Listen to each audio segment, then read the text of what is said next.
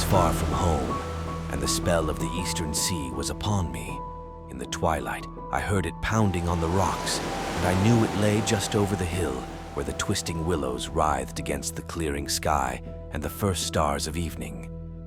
And because my fathers had called me to the old town beyond, I pushed on through the shallow, new-fallen snow, along the road that soared lonely up to where Aldebaran twinkled among the trees. On toward the very ancient town I had never seen, but often dreamed of. It was the Yuletide, which men call Christmas, though they know in their hearts it is older than Bethlehem and Babylon, older than Memphis and mankind. It was the Yuletide, and I had come at last to the ancient sea town where my people had dwelt and kept festival in the elder time when festival was forbidden, where also they had commanded their sons to keep festival once every century, that the memory of primal secrets might not be forgotten. Mine were an old people, and were old even when this land was settled 300 years before. And they were strange because they had come as dark furtive folk from opiate southern gardens of orchids and spoken another tongue before they learnt the tongue of the blue-eyed fishers. And now they were scattered and shared only the rituals of mysteries that none living could understand. I was the only one who came back that night to the old fishing town as legend bade, for only the poor and the lonely remember. Then beyond the hill's crest, I saw Kingsport outspread frostily in the gloaming. Snowy Kingsport with its ancient vanes and steeples, ridgepoles and chimney pots, wharves and small bridges, willow trees and graveyards, endless labyrinths of steep, narrow, crooked streets, and dizzy church-crowned central peak that time durst not touch. Ceaseless mazes of colonial houses piled and scattered at all angles and levels like a child's disordered blocks. Antiquity hovering on gray wings over winter-whitened gables and gambrel roofs. And against the rotting wharves the sea pounded, the secretive, immemorial sea out of which the people had come in the elder time. Beside the road at its crest, a still higher summit rose, bleak and windswept, and I saw that it was a burying ground where black gravestones stuck ghoulishly through the snow like the decayed fingernails of a gigantic corpse. The printless road was very lonely, and sometimes I thought I heard a distant horrible creaking as of a gibbet in the wind. They had hanged 4 kinsmen of mine for witchcraft in 1692, but I did not know just where. As the road wound down the seaward slope, I listened for the merry sounds of a village at evening, but did not hear them. Then I thought of the season, and felt that these old Puritan folk might well have Christmas customs strange to me and full of silent hearthside prayer. So after that I did not listen for merriment or look for wayfarers, but kept on down past the hushed, lighted farmhouses and shadowy stone walls to where the signs of ancient shops and sea taverns creaked in the salt breeze, and the grotesque knockers of pillared doorways glistened along deserted, unpaved lanes in the light of little curtained windows. I had seen maps of the town and knew where to find the home of my people.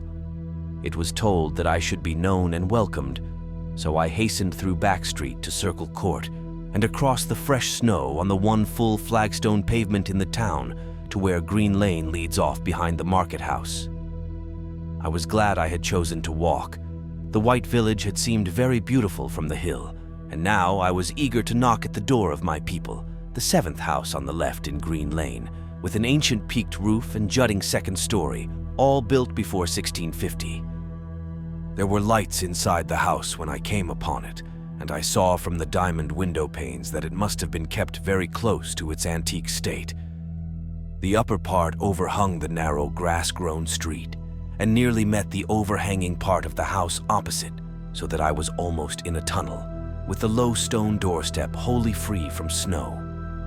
There was no sidewalk, but many houses had high doors reached by double flights of steps with iron railings. It was an odd scene, and because I was strange to New England, I had never known its like before. Though it pleased me, I would have relished it better if there had been footprints in the snow and people in the streets, and a few windows without drawn curtains.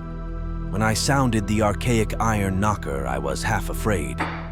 Some fear had been gathering in me, perhaps because of the strangeness of my heritage and the bleakness of the evening and the queerness of the silence in that aged town of curious customs. And when my knock was answered, I was fully afraid because I had not heard any footsteps before the door creaked open. But I was not afraid long, for the gowned, slippered old man in the doorway had a bland face that reassured me. And though he made signs that he was dumb, he wrote a quaint and ancient welcome with the stylus and wax tablet he carried. He beckoned me into a low candle-lit room with massive exposed rafters and dark, stiff, sparse furniture of the 17th century. The past was vivid there, for not an attribute was missing. There was a cavernous fireplace and a spinning wheel at which a bent old woman in loose wrapper and deep poke bonnet sat back toward me, silently spinning despite the festive season. An indefinite dampness seemed upon the place, and I marveled that no fire should be blazing. The high-backed settle faced the row of curtained windows at the left and seemed to be occupied, though I was not sure. I did not like everything about what I saw and felt again the fear I had had. This fear grew stronger from what had before lessened it, for the more I looked at the old man's bland face, the more its very blandness terrified me. The eyes never moved, and the skin was too like wax. Finally, I was sure it was not a face at all, but a fiendishly cunning mask. But the flabby hands, curiously gloved, wrote genially on the tablet and told me I must wait a while before I could be led to the place of festival. Pointing to a chair, table, and pile of books, the old man now left the room. And when I sat down to read, I saw that the books were hoary and moldy, and that they included old Morister's wild marvels of science, the terrible Sadducismus Triumphatus of Joseph Glanville, published in 1681, the shocking De Monolatria of Remigius, printed in 1595 at Lyons, and worst of all, the unmentionable Necronomicon of the mad Arab Abdul al-Hazred in Olaus Wormius's forbidden Latin translation. A book which I had never seen, but of which I had heard monstrous things whispered. No one spoke to me, but I could hear the creaking of signs in the wind outside, and the whir of the wheel as the bonneted old woman continued her silent spinning. I thought the room and the books and the people very morbid and disquieting, but because an old tradition of my father's had summoned me to strange feastings, I resolved to expect queer things. So I tried to read, and soon became tremblingly absorbed by something I found in that accursed Necronomicon, a thought and a legend too hideous for sanity or consciousness. But I disliked it when I fancied I heard the closing of one of the windows that the settle faced, as if it had been stealthily opened. It had seemed to follow a whirring that was not of the old woman's spinning wheel. This was not much, though, for the old woman was spinning very hard, and the age clock had been striking. After that, I lost the feeling that there were persons on the settle, and was reading intently and shudderingly when the old man came back booted and dressed in a loose antique costume and sat down on that very bench so that I could not see him. It was certainly nervous waiting, and the blasphemous book in my hands made it doubly so. When 11 o'clock struck, however, the old man stood up, glided to a massive carved chest in a corner, and got 2 hooded cloaks, one of which he donned, and the other of which he draped round the old woman, who was ceasing her monotonous spinning. Then they both started for the outer door, the woman lamely creeping, and the old man, after picking up the very book I had been reading, beckoning me as he drew his hood over that unmoving face or mask. We went out into the moonless and tortuous network of that incredibly ancient town. Went out as the lights in the curtained windows disappeared one by one, and the dog star leered at the throng of cowled, cloaked figures that poured silently from every doorway and formed monstrous processions up this street and that, past the creaking signs and antediluvian gables, the thatched roofs and diamond-paned windows, gliding across open courts and churchyards where the bobbing lanterns made eldritch drunken constellations.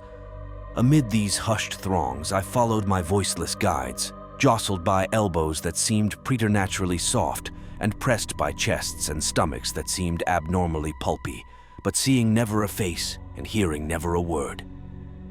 Up, up, up the eerie columns slithered, and I saw that all the travelers were converging as they flowed near a sort of focus of crazy alleys at the top of a high hill in the center of the town, where perched a great white church.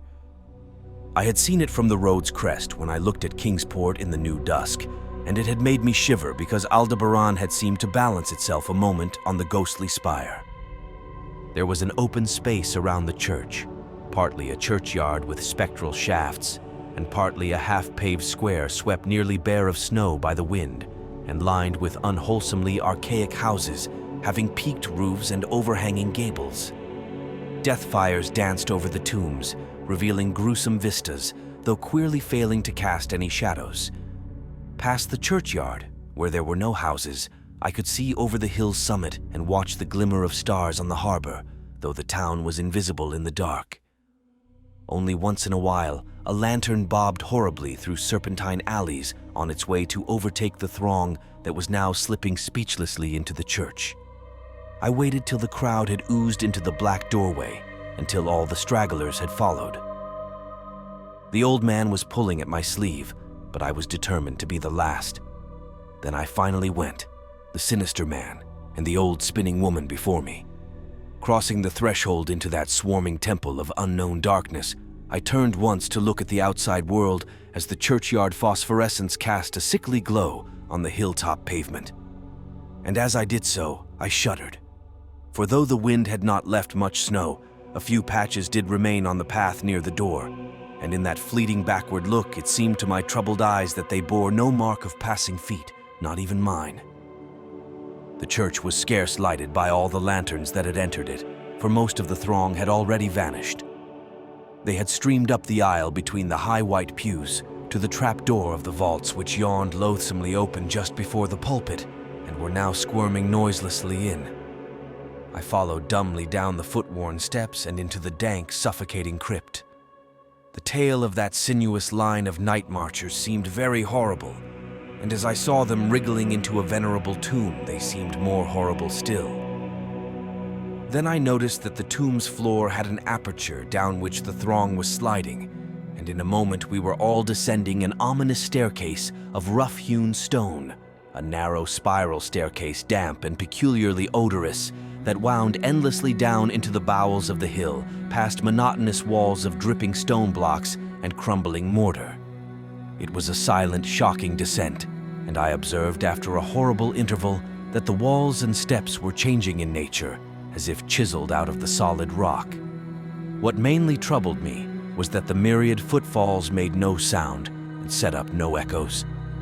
After more ions of descent, I saw some side passages or burrows leading from unknown recesses of blackness to this shaft of nighted mystery. Soon they became excessively numerous, like impious catacombs of nameless menace, and their pungent odor of decay grew quite unbearable. I knew we must have passed down through the mountain and beneath the earth of Kingsport itself, and I shivered that a town should be so aged and maggoty with subterraneous evil. Then I saw the lurid shimmering of pale light and heard the insidious lapping of sunless waters. Again I shivered, for I did not like the things that the night had brought, and wished bitterly that no forefather had summoned me to this primal rite. As the steps and the passage grew broader, I heard another sound, the thin, whining mockery of a feeble flute. And suddenly there spread out before me the boundless vista of an inner world, a vast fungus shore litten by a belching column of sick greenish flame, and washed by a wide oily river that flowed from abysses frightful and unsuspected to join the blackest gulfs of immemorial ocean. Fainting and gasping, I looked at that unhallowed Erebus of Titan toadstools, leprous fire and slimy water, and saw the cloaked throngs forming a semicircle around the blazing pillar. It was the Yule rite, older than man, and fated to survive him, the primal rite of the solstice and of spring's promise beyond the snows, the rite of fire and evergreen, light and music. And in the Stygian grotto, I saw them do the rite and adore the sick pillar of flame, and throw into the water handfuls gouged out of the viscous vegetation which glittered green in the chlorotic glare. I saw this, and I saw something amorphously squatted far away from the light, piping noisomely on a flute, and and as the thing piped, I thought I heard noxious muffled flutterings in the foetid darkness where I could not see. But what frightened me most was that flaming column, spouting volcanically from depths profound and inconceivable, casting no shadows as healthy flame should, and coating the nitrous stone above with a nasty, venomous verdigris. For in all that seething combustion no warmth lay, but only the clamminess of death and corruption. The man who had brought me now squirmed to a point directly beside the hideous flame and made stiff ceremonial motions to the semicircle he faced. At certain stages of the ritual they did groveling obeisance, especially when he held above his head that abhorrent Necronomicon he had taken with him. And I shared all the obeisances because I had been summoned to this festival by the writings of my forefathers. Then the old man made a signal to the half-seen flute player in the darkness, which player thereupon changed its feeble drone to a scarce louder drone in another key, precipitating as it did so a horror unthinkable and unexpected. At this horror I sank nearly to the leakened earth, transfixed with a dread not of this nor any world, but only of the mad spaces between the stars.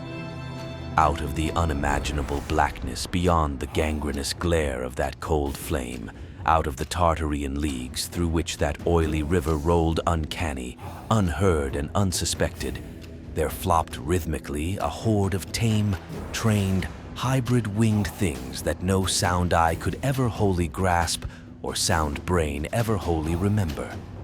They were not altogether crows, nor moles, nor buzzards, nor ants, nor vampire bats, nor decomposed human beings, but something I cannot and must not recall.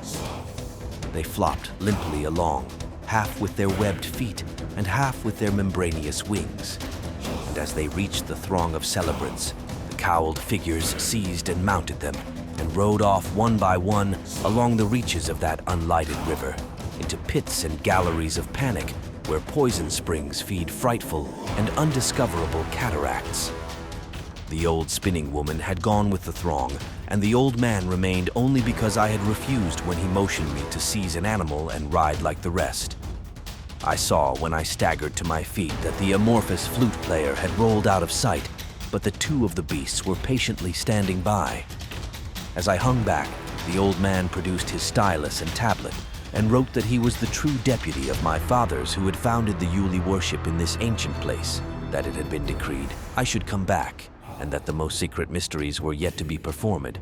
He wrote this in a very ancient hand, and when I still hesitated, he pulled from his loose robe a seal ring and a watch, both with my family arms, to prove that he was what he said. But it was a hideous proof, because I knew from old papers that that watch had been buried with my great-great-great-great-grandfather in 1698. Presently, the old man drew back his hood and pointed to the family resemblance in his face, but I only shuddered, because I was sure that the face was merely a devilish waxen mask. The flopping animals were now scratching restlessly at the lichens, and I saw that the old man was nearly as restless himself. When one of the things began to waddle and edge away, he turned quickly to stop it, so that the suddenness of his motion dislodged the waxen mask from what should have been his head. And then, because that nightmare's position barred me from the stone staircase down which we had come, I flung myself into the oily underground river that bubbled somewhere to the caves of the sea. Flung myself into that putrescent juice of Earth's inner horrors before the madness of my screams could bring down upon me all the charnel legions these pest gulfs might conceal.